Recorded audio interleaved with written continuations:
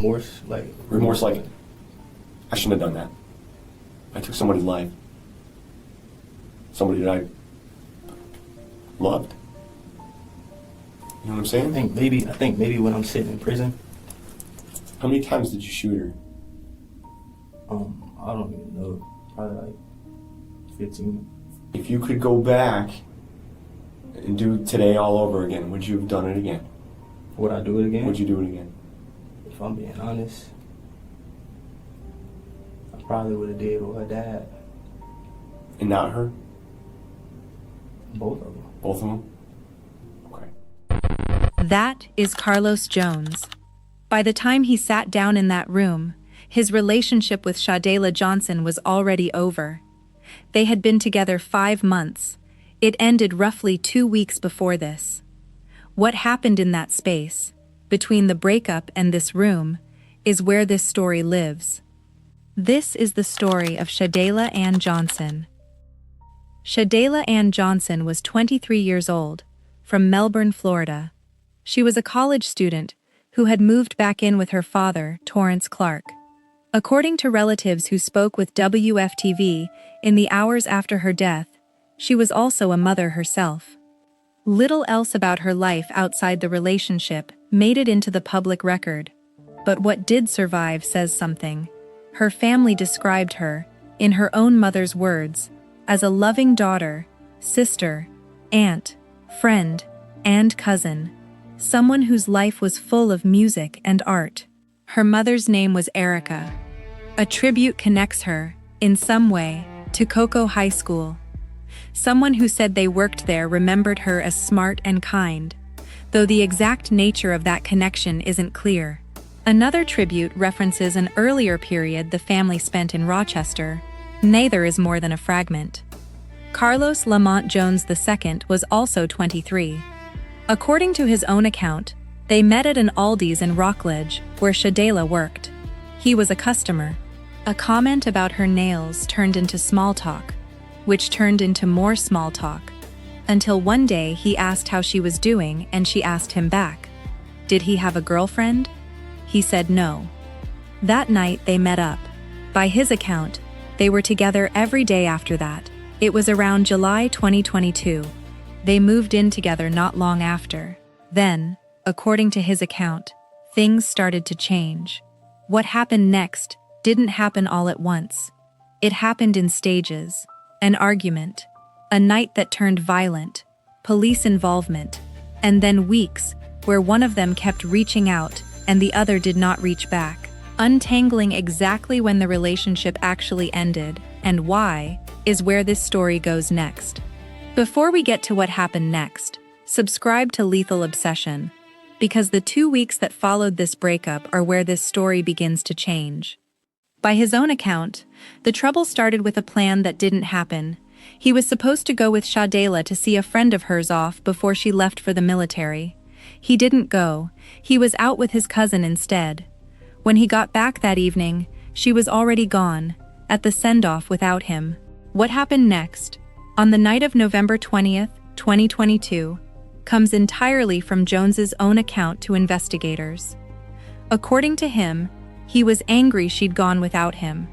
He told her it was time to leave his apartment and started putting her things outside. She warned him to stop. He kept going. She went to the kitchen, picked up a knife, and told him not to come any closer. He took it from her. He called the police. Officers arrested Sha'Dayla that night on a charge of aggravated assault. According to Jones, the charge was dropped within a couple of days. In the interrogation, a detective told Jones directly. A judge had ordered Sha'Dayla to have no contact with him. Jones kept texting her anyway. She didn't respond.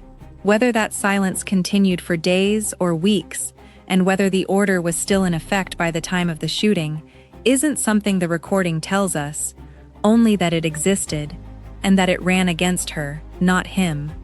Separately, Torrance Clark told investigators that in the 2 weeks before the shooting, Jones had been calling and texting continuously, trying to get back together with his daughter, and that she was ignoring him.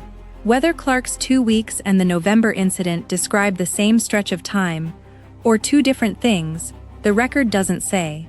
What holds across both accounts is the shape of it. Jones reaching, and Sha'Dayla not reaching back. Somewhere in that period, Jones bought a gun, a semi-automatic pistol and ammunition, about a week before the shooting. Asked directly whether he'd bought it to shoot her, he said no. Asked what it was for, his answer was simpler than that. He liked guns, and wanted one. His last documented attempt to reach her came the afternoon of December 19. Like everything before it, it went unanswered. By morning, that would no longer be true. Sha'Dayla had to be at work by 8. Jones knew that. According to his own account, he drove to the house on Colbert Circle just after 7:30 a.m. He blocked her car in the driveway with his. At 7:48 a.m., a call came in. Okay. And where's she? Where are you? Yeah, I'm in Colbert Circle. Okay. And what's going on there? What's wrong? Somebody been shot. That's all I can answer. Okay. By the time officers arrived, they found Sha'Dayla at the carport with multiple gunshot wounds, concentrated on her back, consistent, investigators said, with someone shot while moving away. According to Jones's account, the two exchanged a few words when she came out her front door. She turned and started walking back toward the house. That's when, by his account, he raised the gun and fired. He estimated she was about 8 feet away. Investigators say he fired approximately 15 rounds, a number based on the gun itself. He told them he'd arrived with a full 18 rounds between the pistol and its magazine, and that only 3 were left afterward. Inside, Torrance Clark heard the shots. He looked out the window. He went outside and found his daughter on the carport floor. Paramedics took her to Holmes Regional Medical Center. She didn't survive. Jones was already gone by the time officers reached the scene. A witness had seen the car leave. They already shot. They shot somebody? Yeah. You killed them? You don't know yet. They're looking good. So the car, just so I'm clear, where did the car, it came from this side? The car came from that street and went off down to the right. So it's a black Nissan, all black rims, black tents, and black car. Did you notice if it was an Altima or a Maxima? It was Altima? Yeah, they came out from that street and turned on to that way. A black Nissan Altima. Black rims, black tint. Newer, maybe 2014. It matched Jones's car. Surveillance footage picked it up leaving Colbert Circle. A license plate reader logged it near Interstate 95 shortly after. He wasn't there to explain what he'd just done. He had somewhere else to be first. But the shooting wasn't the end of this story. What Jones did in the hours that followed, and what he told investigators, is where this case gets even harder to understand. Subscribe. Afterward, by his own account, Jones drove to his apartment. He changed clothes. He threw what he'd been wearing, along with a box of ammunition, into a dumpster at his complex. Then he kept moving. He drove north on Interstate 95 and threw the gun's magazine out the window. From there, he continued to Rockledge and dropped the pistol into a storm drain. Then, by his own account, he went to work. He clocked in. He stayed until around 10 a.m. At some point that morning, his mother called him. She'd heard what happened and was asking him about it. According to his account, he told her it was true. She urged him to turn himself in. Around 11 a.m., he walked into the Palm Bay Police Department. Another agency was going to come here just to talk to you, kind of get an idea. What happened? I'm gonna be sitting right here. This ain't like the thing I've seen on like. Oh yeah, this ain't no crime. This isn't like television, man. Unfortunately. Damn, that should have just, instead of doing some wicked stuff, I should have came and worked for y'all. Man. See? It would have chilled, man. Like, I would have been cool with catching suspects, you know? Mm-hmm. But where the lady cop at? Who? The lady cop. Going on test? Yeah. She's floating around here somewhere. I want to talk to her. Can you bring her in? Let me see if I can find her. What's up? Hey, what's up? I just wanted to talk to you. Oh, okay. Go for it. What's up? What ethnicity you from? I'm a bunch of stuff. For real? Yep. Is that your only tattoo? I think I am. No, I have multiple. I have like 8 or 9. For real? Mm-hmm. That's what's up. Yeah. How are you? Good. I'll get out. Hey, All right, thank you. Hey, you Carlos? Yeah, I am. Hey, Carlos, I'm Tom. First name's Tom. What's going on, Tom? This is Jesse. Hi. How you doing, Jesse? How are you? Does that belong to you? Yeah, it does. Oh, okay. All right. Well, My phone picking other stuff, and it doesn't even matter.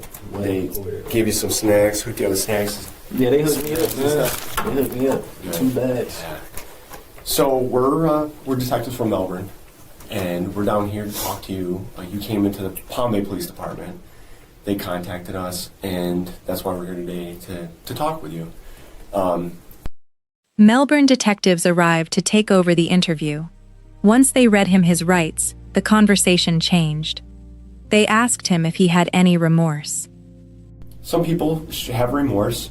Some people feel bad about what they did. And some people say, well, they stick to their guns and they're like, well, this is a decision I made for whatever reason, for the anger, for being upset. And so that I want to know that. I want to know, was it something, do you have remorse now? Do you feel like, hey, maybe I should have thought about it more? Or do you feel confident in what you did and you're satisfied with it? Remorse, like I shouldn't have done that. I took somebody's life. Somebody that I loved. You know what I'm saying? I think maybe when I'm sitting in prison, I think maybe that's when I feel it, but right now I don't feel nothing. I understand. Yeah, that's a lot to process. I get it. They asked him what he'd do differently, given the chance. If you could go back and do today all over again, would you have done it again? Would I do it again? Would you do it again? If I'm being honest, I probably would have did with her dad. And not her? Both of them. Both of them? Okay. Jones was charged that day with premeditated first-degree murder and a firearm offense. A grand jury indicted him on the same charge on January 17, 2023. The case went to trial 8 months later. 10 days in a Brevard County courtroom, before Circuit Judge Steve Henderson, Jones took the stand in his own defense. The jury deliberated for approximately 6 hours. The verdict was second-degree murder while discharging a firearm causing death. At sentencing, prosecutors argued for life. The defense argued for the mandatory minimum, 25 years. Judge Henderson sided with the prosecution. On December 6, 2023, Carlos Jones was sentenced to life in prison. There's a version of this case where no one saw it coming. That's not quite what the record shows. A month before the shooting, police were already involved. There was an argument, a knife, an arrest. Charges were filed, and, according to Jones's own account, dropped within a couple of days. A no-contact order existed, and by every account we have, it ran against Sha'Dayla, not against Jones. He kept reaching out anyway. In the weeks that followed, her father would tell investigators much the same thing. Jones calling, texting, trying to get back together, and Sha'Dayla not responding. What did it mean that the condition meant to keep them apart applied to her, and not to him, while he kept trying to reach her anyway? This documentary can raise that question. It can't answer it. What's documented is only the sequence, an incident, an order, weeks of continued contact, and then a morning in December when all of it stopped mattering. Sha'Dayla Johnson doesn't get to explain any of this from her own perspective. That's the part no verdict changes. What's left of her, in the public record, is small but real. A college student who'd moved back home. A mother herself. A daughter her own mother. Erica, described as loving. A sister. An aunt. A friend. A cousin. Someone whose life, by her family's own words, was full of music and art. On January 6, 2023, family and friends gathered at Macedonia Missionary Baptist Church in Melbourne to say goodbye to her. That's not much to build a life from, on paper. But it's what outlasts the case file. The part of this story that has nothing to do with a courtroom, an interrogation room, or a man explaining himself to investigators. Carlos Jones is serving a life sentence for what he did on December 20th, 2022. Sha'Dayla Johnson was 23. She was somebody's daughter, somebody's mother, somebody's sister. People who knew her remembered her as kind. That's where this one ends, not in the room where it began. If this story stayed with you, share it with someone who needs to hear it. Sha'Dayla deserves to be remembered, not just as a case file, but as a person,